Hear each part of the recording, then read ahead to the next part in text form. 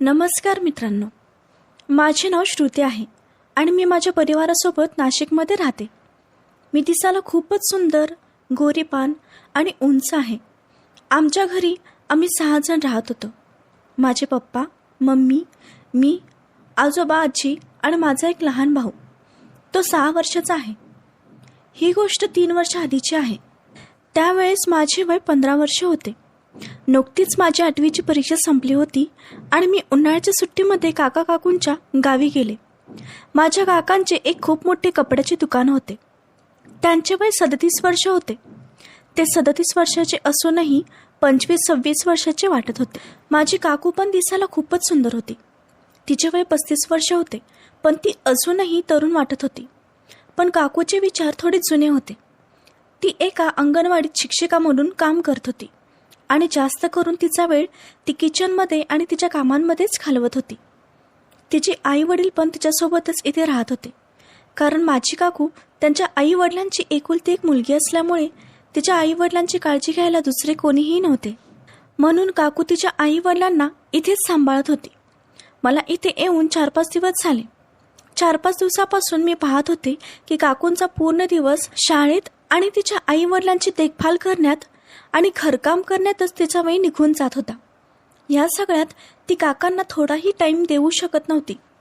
यामुळे काका नेहमी काकूंवर चिडत असायचे. माझे काका काकू एवढे पण काही श्रीमंत नव्हते, पण त्यांच्या घरात सर्व काही सुखसुविधा होत्या. त्यांना कोणत्याही गोष्टीची कमी नव्हती. आत्तापर्यंत तर मला काका काकूंच्या घरी सगळे काही ठीक वाटत होते. पण एक दिवस असा आला ज्यामुळे माझे पूर्ण आयुष्यच बदलले. एके दिवशी संध्याकाळी सगळेजण जेवण करून आपापल्या रूममध्ये झोपण्यासाठी निघून गेले. मी पण माझ्या रूममध्ये झोपायला गेले. पण दुपारी झोपल्यामुळे मला आता रात्री झोपच येत नव्हती. मी या कुशीवरून त्या कुशीवर माझ्या मम्मी पप्पांचा विचार करत पडले होते. मला माझ्या मम्मी पप्पांची खूप आठवण येत होती की अचानकच मला काका काकूंच्या रूममधून कसले तरी आवाज येऊ लागले. ते आवाज ऐकून मला असे वाटले की बहुतेक त्या दोघांमध्ये भांडणं चालू आहेत. माझ्या रूमला लागूनच त्यांची रूम होती, त्यामुळे त्यांच्या रूममधला भांडण्याचा थोडाफार आवाज माझ्या रूममध्ये येत होता. मी पहिल्यांदाच काका काकूंना अशा प्रकारे भांडताना ऐकले होते. यामुळे मला खूप भीती वाटली की ती दोघं एवढ्या रात्री का भांडत आहेत. याचे कारण जाणून घेण्यासाठी मी माझ्या बेडवरून उठले आणि त्यांच्या दरवाजाजवळ जाऊन त्या दोघांना बघण्याचा प्रयत्न करू लागले. दरवाजा आतून बंद होता, त्यामुळे मला आतले काही दिसले नाही. तेव्हाच मला बाजूला त्यांच्या रूमची खिडकी दिसली.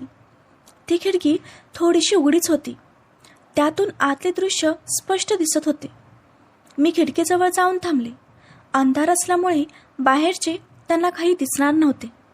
मी त्यांच्या खिडकीजवळ जाऊन आतमध्ये बघू लागले. आतला नजारा बघून मी एकदम शॉक झाले, कारण ते दोघं एकमेकांसोबत भांडत होते.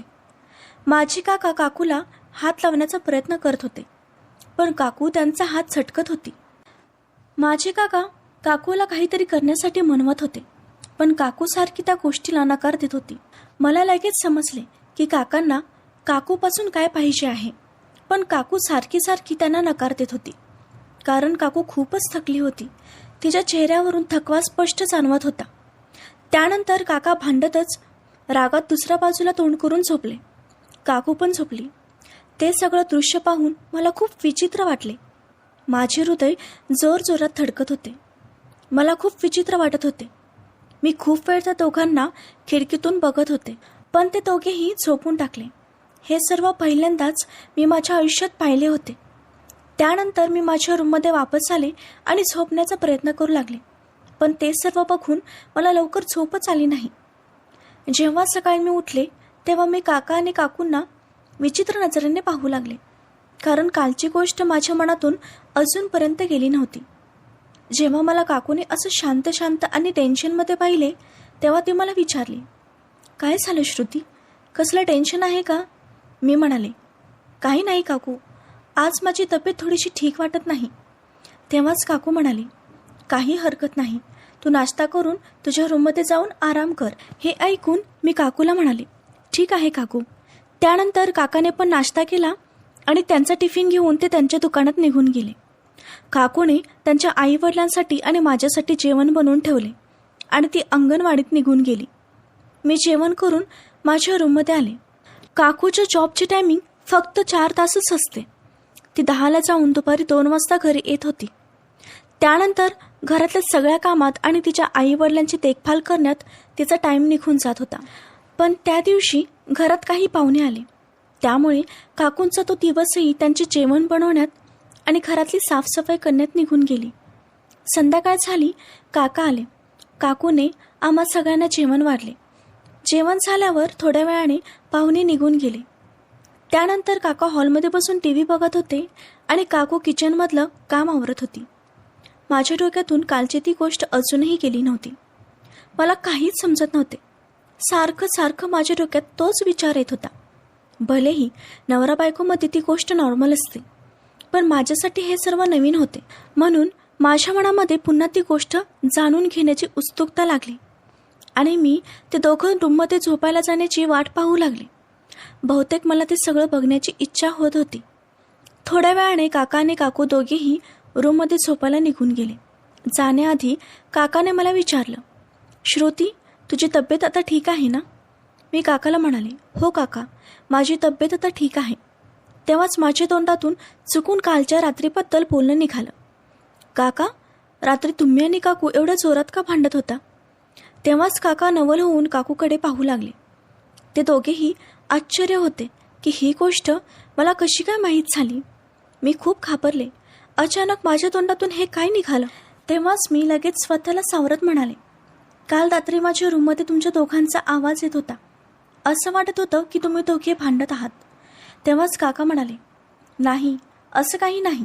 मी म्हणाले, ठीक आहे काका, माझाच काहीतरी गैरसमज झाला असेल. त्यानंतर मी माझ्या रूममध्ये झोपायला निघून आले. तेव्हाच मी ऐकले काका काकीला म्हणत होते, यासाठी मी तुला म्हणतो की जरा हळू बोल, पण तू माझं काहीच ऐकत नाहीस. घरात आपल्या दोघांशिवाय दुसरी पण माणसं आहेत, याचं तुला भान राहू दे. तेव्हा काकू म्हणाली, हो, तुम्ही ठीक बोलत आहात. त्यानंतर ते दोघेही त्यांच्या रूममध्ये झोपायला निघून गेले. थोडा वेळ निघून गेला तेव्हा पुन्हा त्या दोघांची कुसपुस मला ऐकू येऊ लागली. मी हळूच त्यांच्या खिडकीजवळ जाऊन ऐकू लागले. काका पुन्हा त्या गोष्टीसाठी काकूला म्हणवत होते आणि काकू नाही म्हणत होती, कारण आज पण काकू खूप थकली होती. पण काका जास्तच हट्ट करत होते. तिला हात लावण्याचा प्रयत्न करत होते, पण काकू त्यांच्यापासून दूर दूर जात होती. त्यांचा हात झटकत होती. काका आज पण खूप रागात वाटत होते आणि त्या रागातच दुसऱ्या बाजूला तोंड करून झोपी गेले. दुसऱ्या दिवशी काकूंनी मला बाजारातून काही सामान घेऊन येण्यास सांगितले. काकाला सुट्टी होती म्हणून काका मला म्हणाले, श्रुती, चल आपण दोघे बाजारात जाऊन सामान घेऊन येऊ, तसेच तुला एखादा ड्रेस घेऊया. मी ठीक आहे असं म्हणून काकासोबत बाजारला जाऊ लागले. वाटेत काका मला विचित्र नजरेने पाहत होते. मलाच समजत नव्हते की ते माझ्याकडे असे का पाहत आहेत. शेवटी मी काकाला विचारले, काय झालं काका, तुम्हाला काही बोलायचं आहे का? तेव्हा काका म्हणाले, नाही, असं काही नाही, फक्त थोडं टेन्शनमध्ये आहे. मी विचारले, काय झालं काका? तेव्हा काका म्हणाले, पहिला मी तुला शॉपिंग करून देतो, आपण बाजार करू, मग नंतर येताना आपण बोलू. मार्केटमध्ये पोहोचल्यावर आम्ही दोघे शॉपिंग करू लागलो. शॉपिंग करतानाच त्यांनी मला खूप सारे चॉकलेट्स, पाणीपुरी वगैरे खाऊ घातले आणि एका दुकानात घेऊन जाऊन मला माझ्या पसंतीचा खूप छान ड्रेस घेऊन दिला. मला समजत नव्हते की काका माझ्याशी असं का बोलत आहेत. त्यांच्या वागण्यातही थोडा फरक जाणवत होता. पण जेव्हा मला खरे माहीत झालं तेव्हा माझ्या तर पायाखालची जमीनच सरकली. पण सध्या मी तर खूप खुश होते, कारण काकांनी मला नवीन नवीन कपडे घेऊन दिले होते, चॉकलेट्स घेऊन दिले होते. जेव्हा आम्ही दोघं कारमधून वापस येत होतो तेव्हा मी काकाला विचारलं, काका, काय झालं, तुम्ही टेन्शनमध्ये का आहात? तेव्हा ते मला म्हणाले, श्रुती, मी कपड्यांचा व्यापार करतो हे तुला तर माहीतच आहे. त्यामध्ये मला कोणाची ना कोणाची मदत लागते. यामुळे मी तुझ्या काकूला रात्री थोडीशी मदत करायला सांगतो, पण ती मला मदतच करत नाही. दिवस रात्र फक्त ती तिचं काम, शाळा आणि फक्त तिच्या वडिलांची सेवेमध्येच तर राहते. आता तूच मला सांग, एकतर माझ्या बिझनेसमध्ये एवढं नुकसान होत आहे, मी एकटा कसं मॅनेज करू? तेव्हाच मी काकांना म्हणाले, काका, तुम्ही मला सांगा, मी तुमची काही मदत करू शकते का? ते मला म्हणाले, तू मला मदत करू शकशील? मी म्हणाले, हो करेन ना. तेव्हा ते मला म्हणाले, ठीक आहे, माझे कपड्याचे बिझनेस आहे, तर फक्त जे महाग कपडे आहेत ते एका साईडला आणि जे लोकल कपडे आहेत ते दुसऱ्या साईडला ठेवावे लागतात आणि त्याला आपलं स्वतःचं प्राईस टॅग लावावं लागते. फक्त एवढीच मदत पाहिजे. मी काकाला म्हणाले, ठीक आहे काका, मी तुमची मदत करेन. काका मला म्हणाले, रात्री मी तुझ्या रूममध्ये येतो आणि सगळं काही कामाबद्दल शिकवतो. मी तुला चांगलं सांगेन कसं करायचं ते. मी म्हणाले, ठीक आहे, पण मी स्वप्नातही विचार केला नव्हता की काका माझ्यासोबत असे काही करतील. रात्र झाली आणि काका माझ्या रूममध्ये आले. मी काकाला म्हणाले, काका ते कपडे कुठे आहेत? ते मला म्हणाले, आपण इथेच काम करू. तिकडे तुझी काकू झोपली आहे, तिला आवाजाचा डिस्टर्ब होईल. मी काकाला म्हणाले, ठीक आहे काका. काकांनी थोडंसं दारू पिले होते. ते माझ्याजवळ येऊन बसले आणि माझ्यासोबत गोड गोड बोलू लागले. बोलता बोलता अचानक त्यांनी असे काही बोलून गेले ते ऐकून माझ्या पायाखालची जमीनच सरकली. मी एकदम शॉक झाले. ते नशेतच मला म्हणाले, माझी बायको मला ते सगळं सुख देत नाही, ज्या सुखाची अपेक्षा प्रत्येक नवऱ्याला आपल्या बायकोकडून असते. मला त्यांचं बोलणं एवढं काही कळालं नाही, पण त्यानंतर काकांनी माझ्या खांद्यावर हात ठेवला आणि हळूहळू खांदा चोळू लागले. मला खूप विचित्र वाटत होते, पण बोलता बोलता काकांनी अचानक मला नको तिथे स्पर्श करायला चालू केले. माझ्यासाठी हे सर्व नवीन होते. पहिला तर मला राग आला, पण हळूहळू मी पण त्या नशेत वाहू लागले.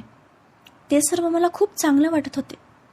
ते नशेत होते, तसंच ते खूप दिवसापासून भुकेले होते. त्यामुळे ते स्वतःवर कंट्रोल करू शकले नाही आणि मी पण त्यांना थांबवू शकले नाही. त्यानंतर असे काही झाले जे व्हायला नको होते. रात्रभर काकांनी माझ्यासोबत नको ते केले. पहाट होताच मी माझ्या शुद्धीत आले आणि काकांना मी बाजूला नको त्या अवस्थेत पाहिले. मला खूप विचित्र वाटले. त्यात माझीही चूक होती. मला पश्चाताप होत होता. काकांनी मी उठवले आणि हॉलमध्ये जाऊन झोपण्यास सांगितले, कारण जर काकू उठली तर खूप हंगामा होईल. काका जाऊन हॉलमध्ये झोपले. सकाळ होताच मी माझी बॅग पॅक केली आणि माझ्या घरी निघून आले. पुढे काही दिवस मी काका काकूंच्या घरीच गेले नाही आणि काकांच्या समोरही गेले नाही. माझ्या डोक्यातून ते सर्व जातच नव्हते. हळूहळू मोठी होईल तसं माझ्या डोक्यातून ते सर्व निघून गेले आणि पुन्हा तशी चूक करणार नाही असा मी निर्णय पण घेतला होता. मित्रांनो, कथा कशी वाटली कमेंटमध्ये नक्कीच सांगा. कथेला जास्तीत जास्त लाईक करा, शेअर करा आणि चॅनलला सबस्क्राईब करा. धन्यवाद.